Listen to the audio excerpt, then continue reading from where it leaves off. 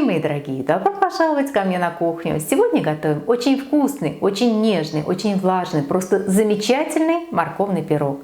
А все эти восторженные слова я произнесла в первую очередь для того, чтобы вы не прошли мимо этого рецепта, не отвергли его сразу. Да, морковь мы используем в основном для первых-вторых блюд. Печь морковные пироги как-то не в наших традициях, но поверьте, они тоже очень-очень вкусные.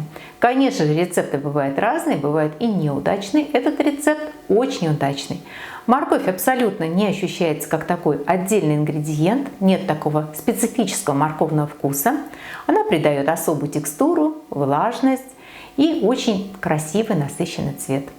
Пирог действительно очень вкусный, да и готовится проще простого. Давайте приготовим.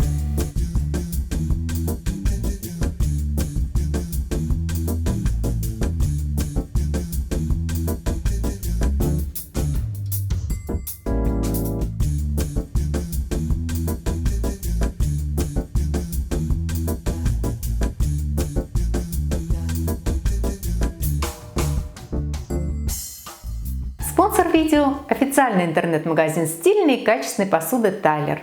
Весь ассортимент продукции этой марки вы найдете в интернет-магазине посудатайлер.ру. Доставляют во все регионы России. Сейчас в магазине действует специальная скидка 15% по промокоду.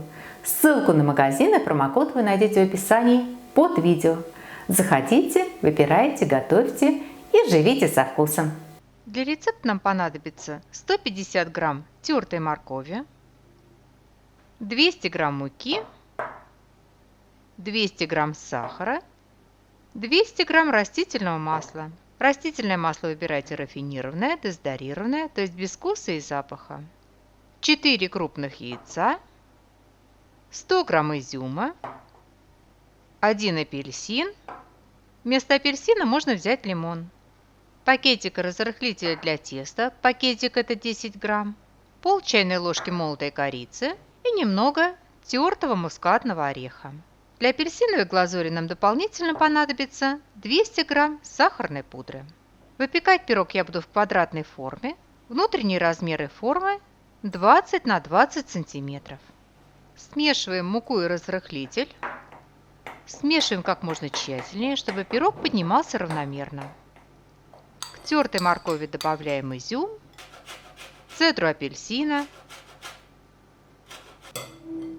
размешиваем. Куриные яйца слегка взбиваем миксером. Сильно взбивать не нужно, достаточно чуть-чуть слегка. И постепенно добавляем сахар. Добавляем растительное масло, размешиваем. В этом рецепте, кстати говоря, совершенно спокойно можно обойтись и без миксера. Разболтать яйца вилочкой, ложкой, либо венчиком. Выкладываем сюда морковь с изюмом. Размешиваем. Всыпаем молотую корицу. Немного тертого мускатного ореха.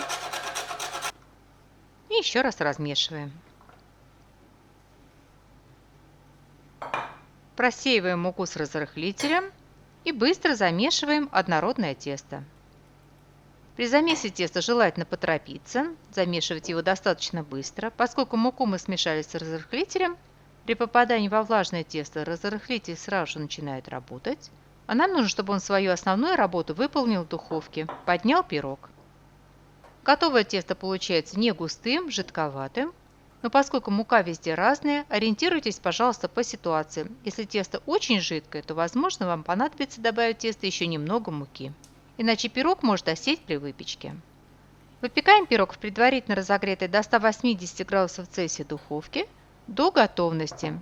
Печется он примерно 40-50 минут. Готовность пирога определяем легким надавливанием на середину. Если палец не проваливается, пирог пружинит, он готов. Свежеиспеченный пирог оставляем в форме минут на 15-20, чтобы он подостыл, а затем достаем из формы.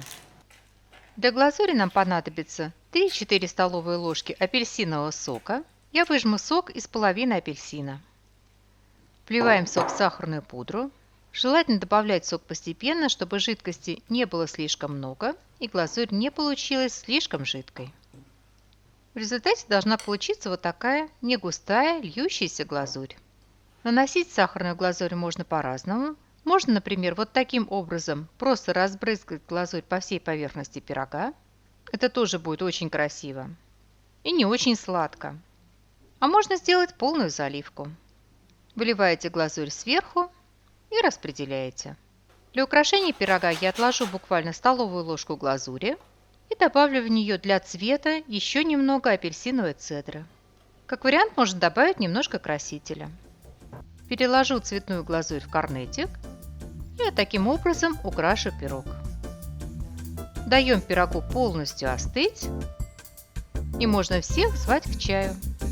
Пирог действительно получается очень вкусным, очень нежным, очень влажным, очень сочным. По консистенции он примерно как ковришка. Итак, наш морковный пирог готов. И мне остается пожелать вам приятного чаепития. Приготовьте, попробуйте. Очень надеюсь, что он вам тоже понравится. Спасибо, что были со мной, смотрели видео, и всего вам самого-самого доброго. До новых встреч, до новых видео.